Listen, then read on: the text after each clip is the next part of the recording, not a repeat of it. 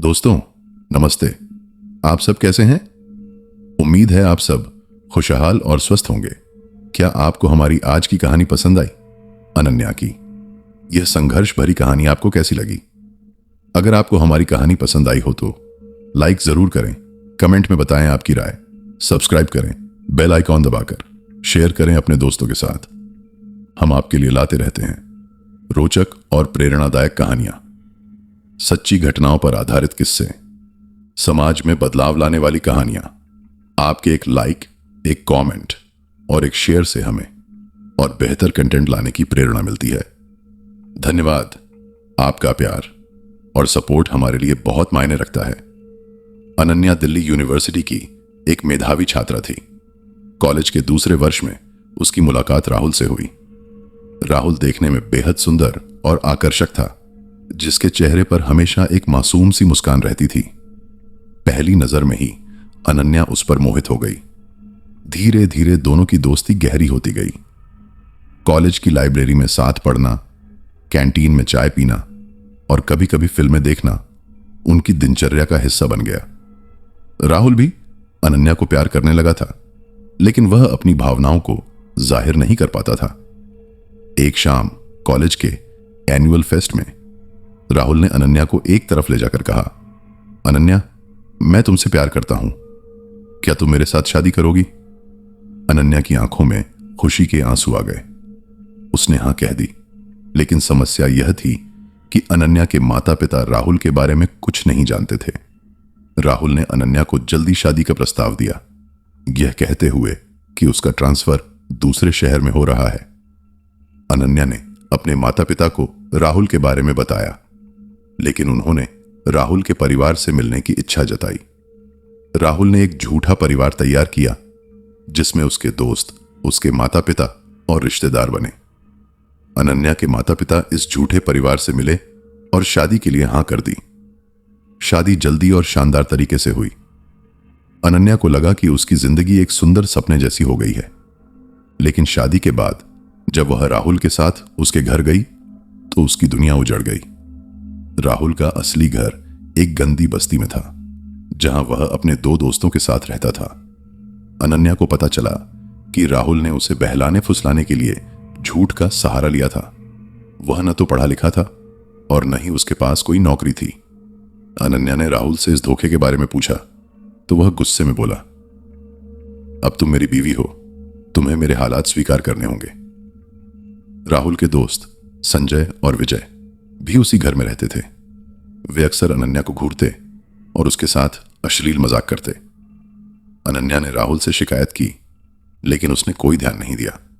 एक रात राहुल ने एक शातिर प्लान बनाया। उसने संजय को फोन करके कहा, आज रात तुम अनन्या के कमरे में जाओ, मैं उसकी आंखों पर पट्टी बांध दूंगा, वह समझेगी कि मैं ही हूं। संजय ने हंसते हुए हां कह दी। रात में जब अनन्या सो रही थी, राहुल ने उसकी आंखों पर पट्टी बांध दी और संजय को कमरे में भेज दिया। अनन्या ने जब विरोध किया तो संजय ने उसे डरा धमकाकर चुप करा दिया। अगले दिन जब अनन्या ने आंखें खोली तो उसे अपने साथ हुए इस जघन्य अपराध का एहसास हुआ। वह रोती हुई राहुल के पास गई और सारी बात बताई। राहुल ने झूठा गुस्सा दिखाया और कहा, तुम्हें कोई और दिखाई दिया होगा, मैं तो यहीं था। लेकिन अनन्या को संदेह हो गया था। उसने राहुल के फोन में टोह लेनी शुरू की और एक दिन उसे राहुल और संजय की बातचीत का रिकॉर्ड मिल गया, जिसमें वह पूरी योजना बता रहा था। अनन्या ने फैसला किया कि वह इस अत्याचार का विरोध करेगी।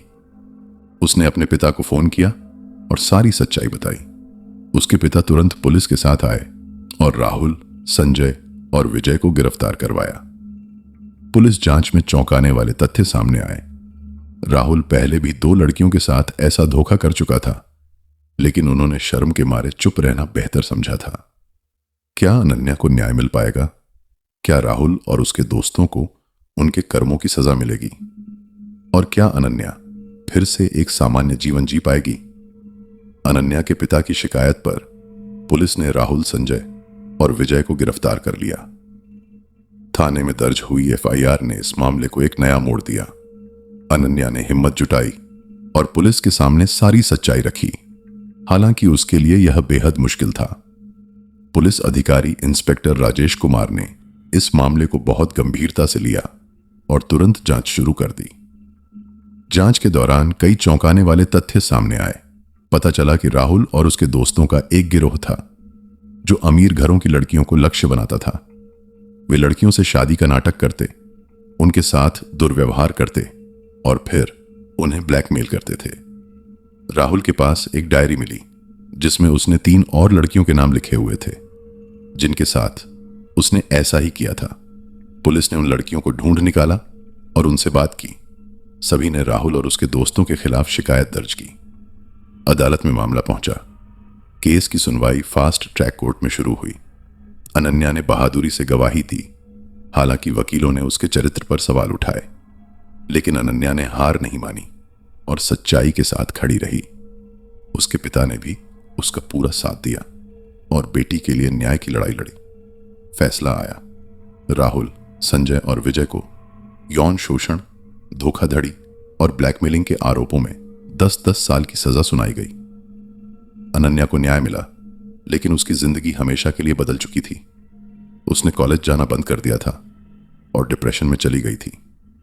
उसके माता पिता ने उसे काउंसलिंग दिलाई और धीरे धीरे वह सामान्य होने लगी। 2 साल बाद अनन्या ने फिर से पढ़ाई शुरू की और साइकोलॉजी में मास्टर्स किया। उसने तय किया कि वह उन लड़कियों की मदद करेगी जो ऐसी ही स्थितियों से गुजर रही हैं। उसने एक एनजीओ शुरू किया जो महिलाओं को कानूनी सहायता और मानसिक स्वास्थ्य सहायता प्रदान करता था। अनन्या की कहानी ने कई लोगों को प्रेरित किया और उसके एनजीओ को समाज से अच्छा रिस्पांस मिला। आज अनन्या एक सफल साइकोलॉजिस्ट और सामाजिक कार्यकर्ता है। उसने अपने अनुभव को एक किताब का रूप दिया जिसने कई लोगों की जिंदगी बदल दी। उसकी कहानी से लड़कियों को सीख मिली कि किसी भी स्थिति में हार नहीं माननी चाहिए और न्याय के लिए लड़ते रहना चाहिए। अनन्या ने साबित किया कि एक महिला किसी भी हालात का सामना कर सकती है और अपनी जिंदगी को फिर से बना सकती है। सबक: अनन्या की कहानी हमें सिखाती है कि जीवन में कितनी भी मुश्किलें क्यों ना आए, हमें हिम्मत नहीं हारनी चाहिए। सच्चाई के लिए लड़ना और अपने अधिकारों के प्रति जागरूक रहना बहुत जरूरी है। शिक्षा और आत्मविश्वास ही वह हथियार हैं जो हमें किसी भी संकट से लड़ने की ताकत देते। अनन्या का एनजीओ नारी शक्ति संगठन अब पूरे देश में महिला सशक्तिकरण का प्रतीक बन चुका था। उसके काम ने न केवल पीड़ित महिलाओं को न्याय दिलाने में मदद की, बल्कि समाज में जागरूकता भी फैलाई। संगठन की मुख्य गतिविधियां: महिलाओं के लिए 24 घंटे 24 दिन हेल्पलाइन सेवा, मुफ्त कानूनी सलाह और मानसिक स्वास्थ्य परामर्श, आत्मरक्षा प्रशिक्षण केंद्र, शैक्षिक छात्रवृत्ति कार्यक्रम। एक दिन अनन्या को राष्ट्रपति भवन से सम्मानित किए जाने का निमंत्रण मिला। इस समारोह में उसने अपनी पूरी कहानी साझा की और महिला सशक्तिकरण पर जोरदार भाषण दिया। उसके संघर्ष और सफलता की कहानी ने सभी को प्रेरित किया। अनन्या के काम की सबसे बड़ी सफलता तब मिली जब सरकार ने महिला सुरक्षा से संबंधित नए कानून बनाए। हर जिले में महिला सहायता केंद्र खोले गए। शैक्षणिक संस्थानों में यौन शिक्षा को अनिवार्य किया गया। 5 साल बाद अनन्या ने एक सफल वकील से शादी की और उसने अपने एनजीओ का विस्तार अंतर्राष्ट्रीय स्तर पर किया। उसके पति ने भी उसके मिशन में पूरा सहयोग दिया। समाज में बदलाव: महिलाओं के खिलाफ होने वाले अपराधों में कमी आई। लड़कियों में शिक्षा के प्रति जागरूकता बढ़ी। महिलाएं अब बेझिझक अपने अधिकारों के लिए आवाज उठाने लगीं। आज अनन्या और उसका परिवार न सिर्फ खुश है, बल्कि उन्होंने हजारों लोगों की जिंदगी बदल दी है। अनन्या की कहानी उन सभी महिलाओं के लिए प्रेरणा है जो किसी भी प्रकार के अत्याचार का सामना कर रही हैं। अंतिम संदेश: हर अंधेरे के बाद सवेरा होता है।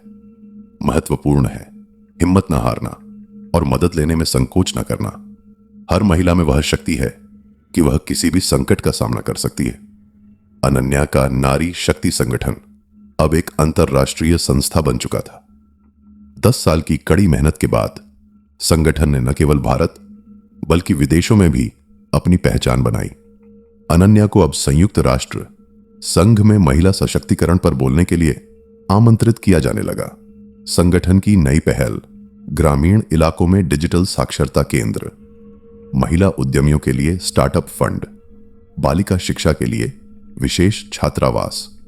एक दिन अनन्या को एक विशेष पुरस्कार समारोह में बुलाया गया, जहां उसे ग्लोबल वुमेन एम्पावरमेंट अवार्ड से सम्मानित किया गया। इस समारोह में उसने कहा, मेरा संघर्ष आज लाखों महिलाओं की आवाज बन गया है। हमें औरत होने पर गर्व है। अनन्या की बेटी, जो अब 10 साल की हो चुकी थी, ने भी अपनी मां के काम में रुचि दिखानी शुरू कर दी। वह अक्सर कहती, मैं बड़ी होकर मां की तरह औरतों की मदद करूंगी। समय बीतता गया और अनन्या ने अपने अनुभवों को एक पुस्तक श्रृंखला का रूप 10 साल की हो चुकी थी, ने भी अपनी मां के काम में रुचि दिखानी शुरू कर दी। वह अक्सर कहती, मैं बड़ी होकर मां की तरह औरतों की मदद करूंगी। समय बीतता गया और अनन्या ने अपने अनुभवों को एक पुस्तक श्रृंखला का रूप दिया, जिसने दुनिया भर में हलचल मचा दी। उसकी किताबें अब विश्वविद्यालयों के पाठ्यक्रम का हिस्सा बन चुकी थीं। सामाजिक प्रभाव, महिला सुरक्षा कानूनों में सुधार, कार्यस्थलों पर यौन उत्पीड़न विरोधी नीतियां, महिला शिक्षा, दर में वृद्धि। आज अनन्या का परिवार और संगठन एक मिसाल बन चुके हैं। उसकी कहानी ने साबित किया कि एक व्यक्ति का संघर्ष पूरे समाज को बदल सकता है। अंतिम शब्द, जीवन की हर चुनौती हमें कुछ ना कुछ सिखाती है। महत्वपूर्ण यह है कि हम उन सबक को दूसरों की मदद के लिए इस्तेमाल करें। हर महिला में वह शक्ति है कि वह न सिर्फ अपना बल्कि दूसरों का जीवन भी बदल सकती है। अनन्या की इस संघर्षपूर्ण कहानी से हमें कई महत्वपूर्ण सीख मिलती है, जो हर युवा के लिए मार्गदर्शक हो सकती है। पहला और सबसे महत्वपूर्ण सबक, प्यार और शादी के फैसले जल्दबाजी में नहीं लेने चाहिए। हमेशा सामने वाले व्यक्ति और उसके परिवार के बारे में अच्छी तरह जानकारी हासिल कर लेनी चाहिए। दूसरा सबक, किसी भी परिस्थिति में हार नहीं माननी चाहिए। अनन्या ने साबित किया कि चाहे हालात कितने भी विपरीत क्यों ना हों, अगर इंसान में हिम्मत है तो वह किसी भी संकट से लड़ सकता है। तीसरा सबक, शिक्षा और आत्मनिर्भरता ही सबसे बड़ा हथियार है। अनन्या ने अपनी पढ़ाई पूरी की और एक सफल पेशेवर बनी, जिसने उसे समाज में मजबूती से खड़े होने की ताकत दी। चौथा सबक, अन्याय के खिलाफ आवाज उठाना हर इंसान का कर्तव्य है। चुप रहने से समस्या और बढ़ती है, जबकि आवाज उठाने से न सिर्फ आपको बल्कि दूसरों को भी न्याय मिलता है। पांचवा सबक, अपने दर्द और अनुभवों को दूसरों की मदद के लिए इस्तेमाल करना चाहिए। अनन्या ने अपनी पीड़ा को ताकत बनाया और आज हजारों महिलाओं की मदद कर रही है। अंतिम और सबसे महत्वपूर्ण सबक, जीवन में कभी भी आत्मविश्वास नहीं खोना चाहिए। हर मुश्किल समय गुजर जाता है और हर रात के बाद सवेरा जरूर आता है। यह कहानी हमें यही संदेश देती है कि इंसान की हिम्मत और संघर्षशीलता उसकी सबसे बड़ी ताकत है, और सही रास्ते पर चलकर हम न सिर्फ अपना बल्कि दूसरों